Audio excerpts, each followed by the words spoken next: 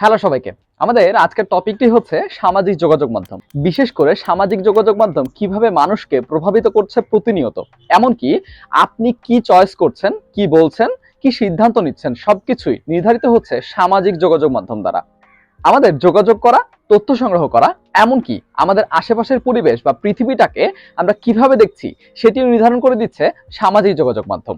আমাদের মানব মস্তিষ্কের চিন্তাধারা, আচার আচরণ বা ব্যবহার, এমনকি পারসেপশনও ঠিক করে দিচ্ছে সামাজিক যোগাযোগ মাধ্যম। সামাজিক যোগাযোগ মাধ্যমের ইতিবাচকতা আসলে খুব কম নেই, অনেক বেশি আছে। তবে এর অন্ধকার দিকগুলো এতটাই বেশি যে এর ইতিবাচকতাটাকে ঢেকে দিয়ে নেতিবাচকতাকেই বেশি পরিমাণে ফুটিয়ে তুলছে। প্রত্যেক ব্যবহারকারী তার সামাজিক যোগাযোগ মাধ্যমে অনুসরণকারী, এমনকি খ্যাতি ও সাফল্যের শর্টকাটগুলোর পেছনে প্রতিনিয়ত ছুটছে। এমনকি সে কারণে সে যে কোনো ধরনের মূল্য দিতেও প্রস্তুত থাকে। এবার আসা যাক সামাজিক যোগাযোগ মাধ্যম আমাদের ঠিক কিভাবে বা কোন কোন ক্ষেত্রে ম্যানিপুলেট বা প্রভাবিত করছে। সামাজিক যোগাযোগ মাধ্যমে মূলত ম্যানিপুলেশন দুটি পদ্ধতিতে হয়। একটা হচ্ছে বট রয়েছে, যে বটগুলোর মাধ্যমে বিভিন্ন কন্টেন্ট পোস্ট করা, সেই কন্টেন্টগুলোকে আমাদের সামনে তুলে ধরা, এমনকি বিভিন্ন এআই জেনারেট মেসেজকে অ্যাম্পলিফাই করেও কাজ করে দেয় এই বটগুলো। অন্যদিকে রয়েছে হিউম্যান ট্রলস, যা আমরাই করে থাকি, যেমন বিভিন্ন ক্ষেত্রে হ্যারাসমেন্ট করা, মিথ্যা তথ্য ছড়ানো। এ ধরনের কাজগুলো করার মাধ্যমে আমরাই আসলে বিভিন্ন ধরনের মিথ্যা তথ্যগুলোকে মানুষের সামনে তুলে ধরি, মানুষকে আরো বেশি পরিমাণে ম্যানিপুলেট করে ফেলি। এ থেকেই মানুষ আরো বেশি পরিমাণে জাজমেন্টাল হতে শুরু করে, যা থেকেই মানুষের চিন্তা ভাবনা আরো বেশি পরিমাণে সংকুচিত হয়ে যায়। সরকার, জনসম্পর্ক বিভাগ, এমনকি রাজনৈতিক দলগুলো বৃহৎ পরিসরে বিভিন্ন মিস ইনফরমেশন বা মিথ্যা তথ্য দিয়ে মানুষকে প্রতিনিয়ত প্রভাবিত করে তাদের নিজস্ব যে গোল বা অবজেক্টিভ সেখানে পৌঁছানোর চেষ্টা করছে। সামাজিক যোগাযোগ মাধ্যমের নেতিবাচক বা অন্ধকার দিকগুলো সম্পর্কে আমরা প্রায় সবাই অনেকটা জানি, কেননা প্রায় প্রত্যেক দিনই আমরা বলি যে এতটা সময় শুধু রিলস দেখে কাটিয়ে দিলাম বা এত বেশি স্ক্রলিং করেই কাটিয়ে দিলাম যে আমার আসল কাজটাই হলো না। তারপরেও সবকিছু জানা সত্ত্বেও আমরা এই ব্যবহারকারী বা এতে সময় ব্যবহার করার পরিমাণ কোনোভাবেই কমাতে পারছি না। 2012 সালে একজন সামাজিক যোগাযোগ মাধ্যম ব্যবহারকারী সময় ব্যয় করতেন 90 মিনিটের মতো এই মাধ্যমগুলোতে, কিন্তু 2017 সালে তা বেড়ে দাঁড়ায় 134 মিনিটে। মজার ব্যাপারটি হচ্ছে 2023 সালে এই পরিমাণ দাঁড়িয়েছে 151 মিনিটে। সামাজিক যোগাযোগ মাধ্যমে 377 কোটি বা 3.77 বিলিয়ন ব্যবহারকারী বর্তমানে রয়েছে পৃথিবীতে, যার অধিকাংশই কিশোর কিশোরী বা তরুণ তরুণী। অর্থাৎ তাদের জীবনের অত্যন্ত গুরুত্বপূর্ণ সময়গুলো শুধুমাত্র স্ক্রলিং করেই কাটিয়ে দিচ্ছে। গবেষণা অনুযায়ী একজন ব্যবহারকারী প্রতি বছরে 864 মিনিট বা 36 দিনের মতো সময় শুধুমাত্র ফেসবুক বা বিভিন্ন সামাজিক যোগাযোগ মাধ্যম স্ক্রল করেই কাটিয়ে দেয়। অর্থাৎ এই চরম প্রতিযোগিতাপূর্ণ পৃথিবীতে বছরে 36টি দিন শুধুমাত্র ফেসবুক বা বিভিন্ন সামাজিক যোগাযোগ মাধ্যম স্ক্রল করেই কাটিয়ে দিচ্ছি আমরা। মানুষ তার ব্যক্তিগত ছবি, ভিডিও, তথ্য, এমনকি গল্প তুলে ধরে সামাজিক যোগাযোগ মাধ্যমে। তার মন মতো লাইক, কমেন্ট বা শেয়ার না পায়, সেক্ষেত্রে সে আবার এটি নামিয়েও ফেলে। অর্থাৎ সামাজিক যোগাযোগ মাধ্যম ঠিক করে দিচ্ছে কোন জিনিসটি আপনি মাধ্যমে রাখবেন আর কোন জিনিসটি আপনি ডিলিট করে দিবেন। এই সামাজিক যোগাযোগ মাধ্যম ডিজাইনকারীরা এমনভাবে মাধ্যমটিকে গড়ে তুলেছে যেখানে মাধ্যমটিতে যুক্ত হয়েছে ইনফিনিটি স্ক্রলিং, বা আপনি যতই স্ক্রল করেন না কেন কখনো এটি শেষ হবে না, বারবারই আসতেই থাকবে। অর্থাৎ যেখান থেকে একজন মানুষ স্ক্রলিং করতেই থাকে কোনো সময় জ্ঞান ছাড়াই বা সময়ের খবর না রেখেই। এখানে আরেক ধরনের মানুষ খুব বেশি পরিমাণে সময় ব্যয় করে, যারা ফেয়ার অফ মিসিং আউট বা ফোমোতে অনেক বেশি ভোগে। অর্থাৎ তার মনে হতে পারে যে কিছু একটা সে মিসিং করে ফেলছে, তাই বারবার সে স্ক্রল করতেই থাকে। অর্থাৎ কোনো একটি গল্প, ছবি বা কিছুই যেন হারিয়ে না যায়। এরপরে সবচেয়ে গুরুত্বপূর্ণ যেটি, সেটি হচ্ছে পারসুয়েসিভ ডিজাইন টেকনিক্স।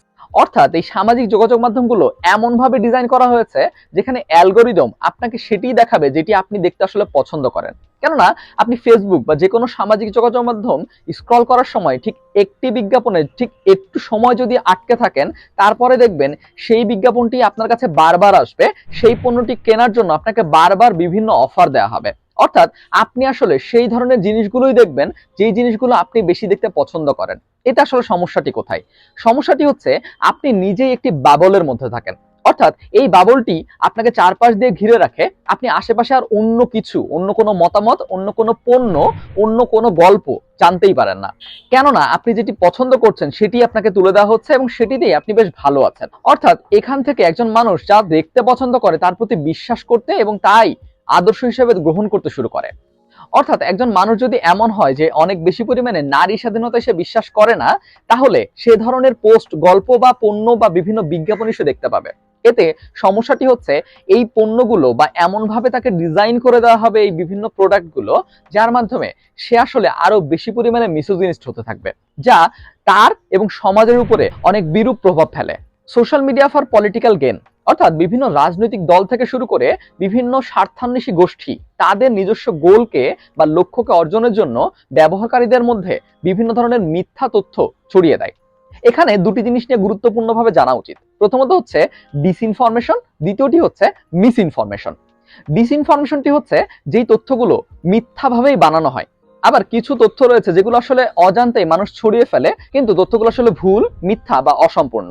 এমনকি 2016 সালে যুক্তরাষ্ট্রের প্রেসিডেন্ট ইলেকশনেও এই একই ধরনের ঘটনা ঘটেছিল, কেননা রাশিয়ান বিভিন্ন গ্রুপ বিভিন্ন মিথ্যা তথ্যের মাধ্যমে আমেরিকান ভোটারদের বারবারই ম্যানিপুলেট করার মাধ্যমে সেই নির্বাচনকে প্রভাবিত করার চেষ্টা করছিল।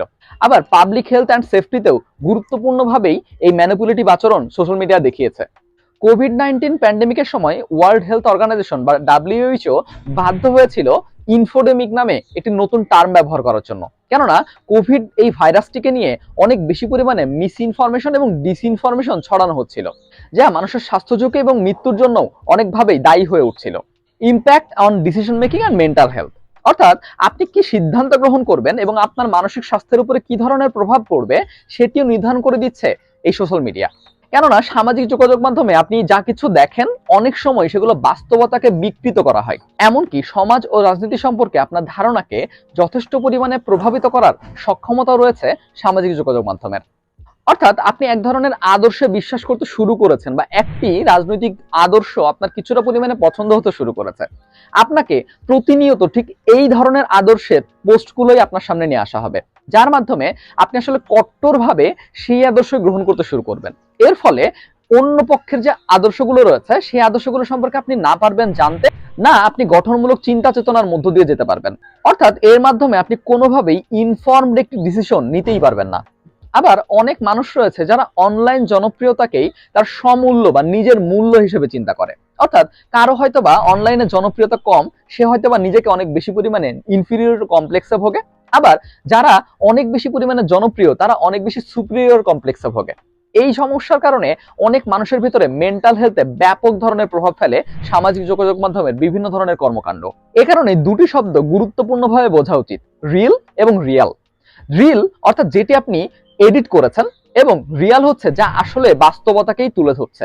আমাদের অবশ্যই বিশ্বাস করা উচিত নো ওয়ান ইজ পারফেক্ট, অর্থাৎ কেউ সম্পূর্ণভাবেই পারফেক্ট নয়, কিন্তু এই রিল দেখে অনেকেই চিন্তা করে যে আসলে তাকে এইভাবেই হয়ে উঠতে হবে, যার কারণে তার কনফিডেন্স কমে যায়, এমনকি তার ভুলগুলোকেও সে আর খুব বেশি পরিমাণে দেখতে চায় না, কেননা সে বিশ্বাস করতে শুরু করে আমার তেমন ভুল করা উচিত না, কেননা সামাজিক যোগাযোগ মাধ্যমে আমি তো এভাবেই ড্রেস পড়তে দেখেছি, আমি তো এভাবেই বিভিন্ন স্টান্ট করতে দেখেছি, আমি তো এভাবেই কথা বলতে দেখেছি, তাই সেও সেটি চর্চা শুরু করে, কিন্তু সেটি না পারলেও সেটিকে মানতে চায় না, কেননা তার মধ্যে ওই ফেক কনফিডেন্সটি গড়ে তুলেছে এই রিয়েল ওয়ার্ল্ড। এবং সর্বোপরি মানুষের সবচেয়ে ভয়াবহ যে সমস্যাটি তৈরি হয় সেটি হচ্ছে ইউনিকনেস বা মানুষের স্বকীয়তাই হারিয়ে ফেলে। আমরা মানুষ হিসেবে যে ক্রিটিক্যালি চিন্তা করতে পারি, বিভিন্ন ধরনের জিনিসগুলোকে ইনফর্ম চয়েস হিসেবে সিদ্ধান্ত গ্রহণ করতে পারি, সেই জিনিসটিকেই প্রভাবিত করার মাধ্যমে আর্টিফিশিয়াল ইন্টেলিজেন্স বা সামাজিক যোগাযোগ মাধ্যমের বিভিন্ন বট আমাদের এভাবেই গঠন করছে যে সে কিভাবে চিন্তা করছে সেভাবে আমাদের চিন্তা করতে হবে, যার মাধ্যমে আমাদের যে নিজস্বতা রয়েছে সেই নিজস্বতাটাকে হারিয়ে আমরা অনেকটা হয়ে যাচ্ছি আর্টিফিশিয়াল ইন্টেলিজেন্সের বানানো এক ধরনের মানুষ। তাহলে এটি থেকে বের হয়ে আসার জন্য উপায়টা কি? উপায়টা হচ্ছে প্রথমত এটার ব্যবহার তুলনামূলক কমানো উচিত। সামাজিক যোগাযোগ মাধ্যমগুলোর যে অ্যালগোরিদম রয়েছে তার ম্যানেজমেন্টের স্বচ্ছতা আরো বেশি পরিমাণে নিয়ে আসা উচিত এর মালিকদের। এমনকি সামাজিক যোগাযোগ মাধ্যমগুলো আমাদের কি ধরনের তথ্য সংগ্রহ করে রাখছে এবং সেগুলো কোথায় কোথায় দিচ্ছে সেক্ষেত্রেও আমাদের আরো বেশি পরিমাণে ট্রান্সপারেন্সি প্রয়োজন। এছাড়াও ব্যক্তি পর্যায়ে অবশ্যই গুরুত্বপূর্ণভাবে প্রয়োজন ডিজিটাল লিটারেসি, অর্থাৎ এই সামাজিক যোগাযোগ মাধ্যমগুলো সম্পর্কে কিভাবে ব্যবহার করা উচিত, কতটুকু তথ্য সামাজিক যোগাযোগ মাধ্যমে তুলে ধরা উচিত, সেগুলো নিয়ে যদি আমাদের যথেষ্ট জ্ঞান থাকে তাহলে এগুলো ব্যবহার করার মাধ্যমেও হয়তোবা আমাদের ম্যানিপুলেটেড কম হতে হবে। এমনকি শিক্ষানীতি বা কারিকুলামেও পরিবর্তন নিয়ে এসে ডিজিটাল লিটারেসিকে আমাদের শিক্ষা ব্যবস্থায় অন্তর্ভুক্ত করা উচিত, যেন মানুষ সত্যকে যাচাই করে লাইক, শেয়ার এবং কমেন্ট করে এবং ক্রিটিক্যাল থিঙ্কিং বা সমালোচনামূলক চিন্তা করতে শেখে। আর সর্বোপরি যে গুরুত্বপূর্ণ ব্যাপারটি প্রয়োজন সেটি হচ্ছে অ্যাড্রেসিং পার্সোনাল বায়াস বা নিজের যে পক্ষপাতের দিক রয়েছে সেই দিকগুলোকেও মনে রাখা। কেননা আমি যেই ধরনের জিনিসগুলো দেখছি সেটি আমার সামনে আসছে, এই সেলফ অ্যাওয়ারনেসটা আমাদের থাকা উচিত। অর্থাৎ তার মাধ্যমে হয়তোবা আমরা ফান্ডামেন্টালিস্ট বা কট্টরবাদী হয়ে উঠবো না, আমাদের আরো বেশি পরিমাণে সমালোচনা করা, এমনকি সমালোচিত হওয়ার সক্ষমতা থাকবে। এই ভিডিওটির মূল লক্ষ্যই ছিল যে যেন আমরা প্রত্যেকে সামাজিক যোগাযোগ মাধ্যমের যেটুকু ব্যবহার সেটুকুই করি, অতিরিক্ত ব্যবহারের মাধ্যমে নিজেদের বিপদ নিজেরাই যেন ডেকে না নিয়ে আসি, বরঞ্চ নিজস্বতা এবং নিজস্ব চিন্তার মাধ্যমেই বিচার করতে শিখি। আমাদের আজকের ভিডিও এ পর্যন্তই। কথা হবে অন্য কোনো ভিডিওতে নতুন কোনো বিষয়ে। সে পর্যন্ত ভালো থাকবেন সবাই।